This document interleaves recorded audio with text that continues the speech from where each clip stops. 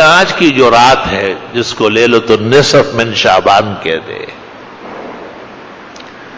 مشہور ہے کہ اس رات میں سال بھر کے آجال لکھے جاتے اور ارزاق لکھے جاتے اور آنے والوں کے اور جانے والوں کے اور تکلیفوں کے اور راحتوں کے فیصلے ہوتے ہیں۔ اس میں طرفین کے علماء ہیں، کچھ علماء ایسے ہیں جو اس کو بالکل دروغ قرار دیتے کہ یہ جھوٹی روایت ہے، کہ کوئی حقیقت نہیں، اور ان کے متبعین میں سے بعض لوگ ہیں جو لوگوں کو اس رات کی عبادت سے منع کرتے یا اس دن کے روزے سے منع کرتے ہیں۔ درست بات یہ ہے کہ یہ رات ثابت ہے،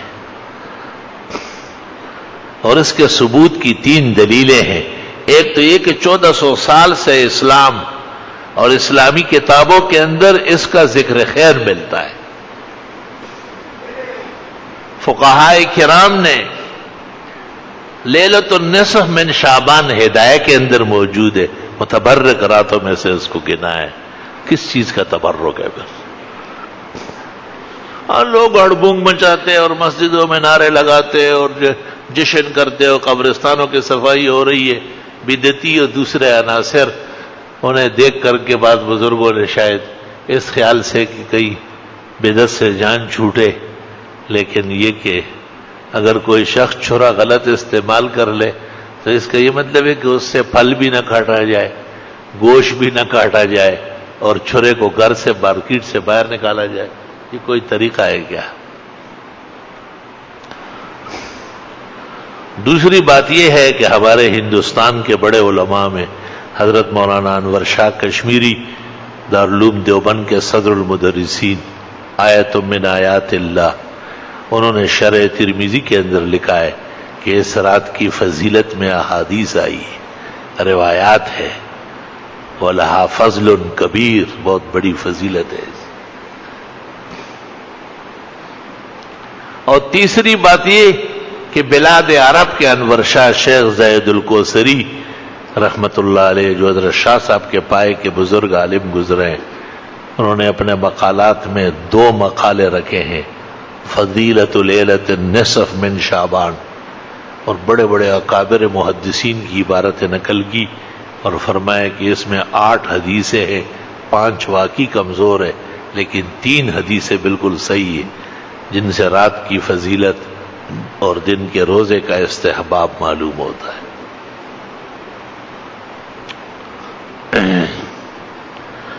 یہ بات اس لیے عرض کرتا ہوں کہ بعض روایات میں ہے کہ ایک مسئلہ سیکھنا 100 رکعت نوافل کے برابر ہے، تو مسئلے سیکھو، 100 رکعت تم کب پڑھو گے؟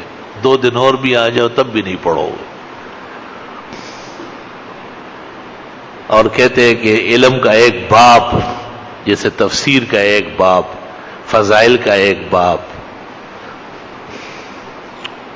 اس کی اہمیت کا ایک باب، اس کی فضیلت کا ایک باب، اس رات کے ثبوت کا ایک باب، اس رات کے آداب و احترام اور اس میں اعتدال اور میانہ روی کا ایک باب اگر سمجھ لیا جائے تو 1000 رکعت نوافل کا ثواب ملتا ہے۔ یا اللہ!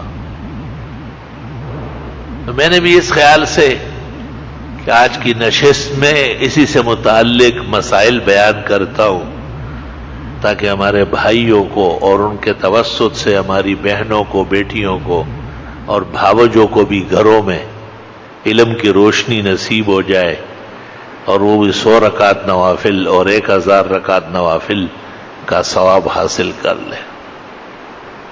یہ اللہ کے احسانات کے قبیل میں سے ہیں۔ جس طرح آدمی کتنی محنت کرتا ہے اور کتنی مشقت کرتا ہے اور وہ اول سے لے کے اخیر تک قرآن شریف پڑھتا ہے، ایک قرآن پڑھ لیا، بہت بڑا کام ہے، اللہ نصیب فرمائے۔ لیکن حدیث میں کہ سورہ اخلاص ثلث قرآن ہے، 1/3 ہے، تو علماء کہتے ہیں اگر یہ 3 دفعہ پڑھ لیا جائے تو بھی ایک قرآن کا ثواب مل جائے گا۔ 1 لاکھ 1.25 لاکھ سے تو کم خرچہ نہیں ہوتا عمرہ کرنے کا، اور حج کا تو سرکاری اعلان 3.5 لاکھ کا ہوا ہے۔ 1 لاکھ اور 3.5 لاکھ ہم فقیر و عاجزوں کے لیے مہیا کرنا کوئی آسان کام ہے؟ لیکن یہ عجیب بات ہے کہ جب آدمی عمرہ کرتا ہے کتنے جلوے پاتا ہے. عمرے اور حج کی فضیلت کے بیان سے زبان عاجز ہے، انسانی تگدوں میں نہیں کہ وہاں کے احوال. بلکہ میں نے کتابوں میں دیکھا ہے کہ اگر کسی کو اتنا تھوڑی دیر نصیب ہوتی ہے کہ کعبہ شریف کے ایک دروازے سے اس کو داخل ہو رہا اور دوسرے گیٹ سے نکلنے کا وقت مل رہا ہے تو بھی انکار نہ کرے. مغفرت کے لیے اور اللہ کی رضا کے لیے یہ تھوڑی دیر بھی کافی ہے. اس پر بھی فخر و شکر کرے ہو کہ ایسا نہ ہو کہ آئندہ یہ بھی نصیب نہ ہو جائے. تو ایک بات تو یہ ہے کہ لیلۃ النصف من شعبان، یعنی شعبان کی 15ویں رات، اس کے فضائل ثابت ہے. لوگ انفرادی عبادت کر سکتے، بعض جگہ نفلوں کی جماعت ہوتی ہے خلاف شرع ہے، بعض جگہ صلاۃ التسبیح با جماعت پڑھتے حرام ناجائز، نفل کی جماعت حرام ہے. فتاوی عالمگیری میں لکھا ہے کہ ایک آدمی پڑھ رہا تھا اور ایک ساتھ کھڑا تھا تو خیر ہے، لیکن دو اور آ گئے تو سلام پھیر دے اور توڑ دے نماز. اور فرمایا کہ اس لیے کہ 3 آدمیوں کی تو پوری جماعت ہوتی ہے. اور یہ باقاعدہ اشتہارات نکالتے ہیں، اخبارات میں اعلانات کرتے ہیں، ہاتھ اٹھائے ہیں مگر لب پر دعا کوئی نہیں، کی عبادت بھی تو وہ جس کی جزا کوئی نہیں. اللہ تعالیٰ بدعات سے اور فسق و فجور سے اور خاص کر عبادت کے رنگ میں محفوظ فرمائیں. یہ جو پٹاخے پھوٹتے ہیں اور ان راتوں کے اندر قسم قسم کی یہ آتش بازی ہوتی ہے، شاید آپ نے اس پر غور نہیں کیا ہے. یہ ہندوؤں کا رسم ہے. اور ہندوؤں کا رسم کیوں ہے اس کو سن لو. صرف ہنسنے سے کچھ نہیں ہوگا. دیر تک آپ ہنس لے تو ایک پائی بھی آپ کو نہیں ملے گی. سنجیدگی سے سن لے تو نسل آباد رہے گی. چونکہ اسلام میں یہ ہے کہ متبرک راتوں کے اندر سکون ہو، آرام اور راحت ہو. بخاری شریف میں ہے رسول اکرم صلی اللہ علیہ وسلم اپنے گھر سے نکلے اور مسجد نبوی آ رہے تھے کچھ ضروری مسئلہ بیان کرنے کے لیے. آپ نے راستے میں دیکھا کہ 2 مسلمان ایک دوسرے کے ساتھ تو میں کر رہے تھے اور غصے ہو رہے تھے. آپ بہت غمگین ہو کر کے آئے، ممبر پر بیٹھ گئے اور آپ نے کہا کہ مجھ سے وعدہ ہوا تھا کہ لیلۃ القدر کی متعین گھڑی کہ وہ 21ویں ہے یا 23ویں، 25 ہے یا 27 یا 29، ایک ہی رات متعین کر کے دوں گا. لیکن میں نے دیکھا کہ 2 آدمی راستے میں زور زور سے چلا کے ایک دوسرے پر گرم ہو رہے تھے. حق تعالیٰ نے مجھے کہا کہ اب ضرورت نہیں ہے اس امت کو دینے کی. ان کے ہاں تو ایسی بے اعتدالی. دونوں صحابہ تھے، مسلمان تھے، بے قصور تھا. ان کو معلوم نہیں تھا کہ ہماری اس غلطی سے اتنی بڑی پکڑ ہوگی. اور یہ چونکہ مسلمانوں نے اس رات کو بڑی محبوبیت سے، بڑے سکون سے منانے کی کوشش کی. آگے دلیل سن لو. دوسری دلیل یہ کہ ہماری فقہ میں ہے کہ متبرک راتیں مسجد میں منانا مکروہ ہے. اجتماع کرنا مسجدوں میں کراہت سے خالی نہیں ہے. نور الاضاء فقہ کی پہلی کتاب ہے، اس کی عبارت سن لو. وَيُكْرَهُ إِحْيَاءُ اللَّيَالِيَ الْمُتَبَرِّكَةِ وَاجْتِمَاعُهَا فِي الْمَسَاجِدِ. متبرک راتوں کے لیے اکٹھے ہونا اور ساری رات مسجدوں میں جاگنا یہ مکروہ ہے، کیونکہ اس میں بھی ہڑبونگ پیدا ہوتی ہے، اس میں بھی بدنظمی ہوتی ہے. وہاں ایک لیٹا ہوا ہے، ادھر ایک پڑا ہوا ہے. چونکہ مسلمانوں کے ہاں متبرک راتوں کے اندر بڑا سکون، بڑی راحت اور بڑا وقار کے ساتھ راتیں منائی جاتی تھی.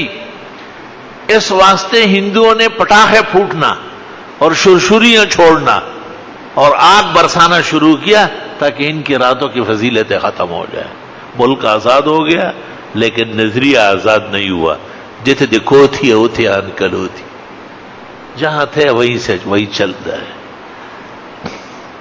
ہمارے مسلمان بھائی غلطی سے کر رہے ہیں، نہ وہ ہندو ہیں، وہ ہندوؤں پہ لعنت بیچتے ہیں، لیکن انہیں سمجھانے کی ضرورت ہے۔ حدیث شریف میں لوگ زبردست سونے کے اور یاقوت و مرجان کے کان ہیں، معدنیات کے خزانے ہیں، کاش کہ ان کو دین سمجھا دیا جائے۔ اس لیے فرمایا کہ ایک مسئلہ سیکھنا 100 رکعت نوافل کے برابر ہے، اور علم کا ایک باب پڑھنا 1000 رکعت نوافل سے افضل ہے۔ بہت سارے لوگ کہتے ہیں کہ جی گھروں میں اتنا ماحول مہیا نہیں ہے، تو گھر تو آپ کا ہے، گھر میں تو آپ اور آپ کے بال بچے رہتے ہیں۔ اپنے گھر میں جیسے آپ نے ٹی وی کی جگہ بنائی ہے، اس طرح آپ نماز کی جگہ بنا لیں، اور وہاں گھر کی بیویاں نماز پڑھے، چھوٹے بچے قرآن شریف وہیں پڑھے۔ اس کا یہ فائدہ ہے کہ پیشاب کرنے والے بچے وہاں نہیں پہنچیں گے، تو تختہ پوش رکھ لے۔ پرانے زمانے میں چبوترا بنتا تھا جس کو صوفہ کہتے ہیں، پیغمبر کی مسجد کے ساتھ بھی ایک اونچی جگہ بنی تھی، اس کو صوفہ، جس کو اردو کے اندر چبوترا کہتے ہیں اور پشتو میں دن گاچا کہتے ہیں، تاکہ گھر کی مرغیاں وہاں جا کے بیٹ نہ کرے، چھوٹے بچے رینگتے وہاں جا کے پیشاب نہ کرے، تو گھر کے اندر عبادت کی جگہ تو ہونا چاہیے۔ قرآن کریم سورۃ یونس میں ہے کہ حضرت موسیٰ علیہ السلام نے فرعون کے مقابلے میں بنی اسرائیل کو کہا تھا کہ اپنے گھروں کے اندر نماز کی جگہ بنا لو۔